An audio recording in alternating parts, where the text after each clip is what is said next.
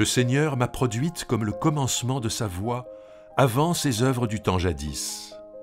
Je suis investi depuis toujours, depuis le commencement, depuis l'origine de la terre.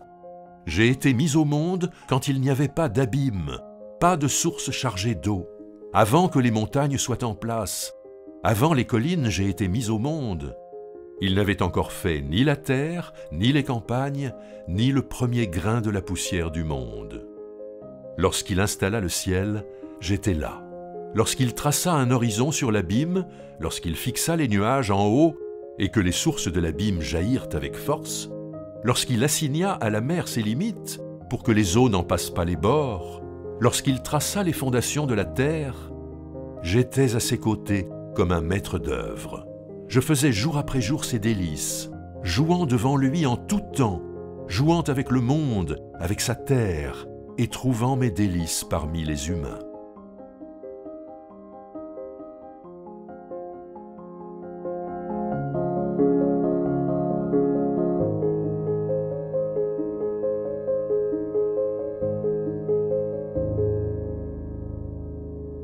Le livre des Proverbes est un recueil de sagesse qui sont attribués à Salomon. Il faut savoir que la sagesse dans la Bible n'est pas simplement quelques conseils de bon comportement, mais elle évoque la connaissance profonde de toutes choses. Le premier livre des rois dit à propos de Salomon que c'était un maître de sagesse, qu'il connaissait les secrets de la nature, la sagesse des arbres, des reptiles, des oiseaux, des quadrupèdes, des poissons, aussi bien que de la psychologie et que la morale. Donc la sagesse, c'était vraiment cette connaissance profonde et universelle de toutes choses. Et dans le texte que nous avons lu, cette sagesse-là, il est dit qu'elle était présente dès la création du monde et même avant la création du monde. C'est de dire donc que cette sagesse est première dans la façon de comprendre le monde, la façon dont il fonctionne et la façon dont nous sommes appelés à nous comporter en son sein.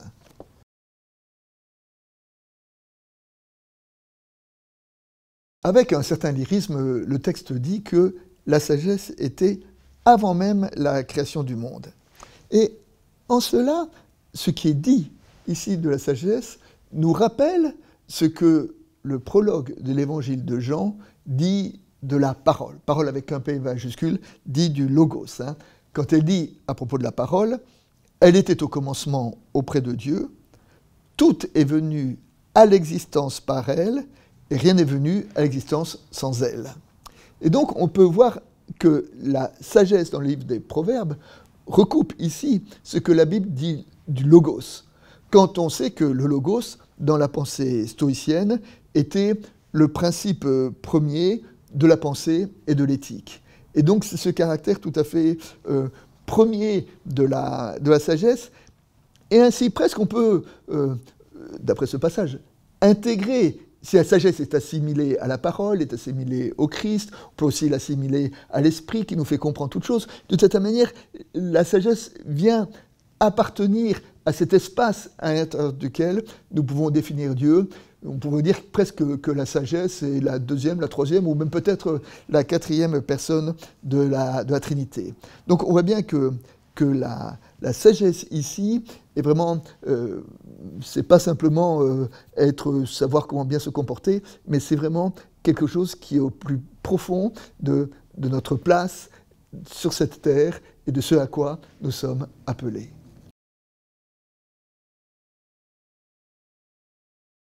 Dans le passage de l'Évangile de ce dimanche, Jésus promet à ses disciples l'esprit de vérité. L'esprit de vérité qui les conduira dans toute la vérité. Et bien de cette façon, on peut presque considérer que la vérité dans la bouche de Jésus rejoint la sagesse dans le livre des Proverbes.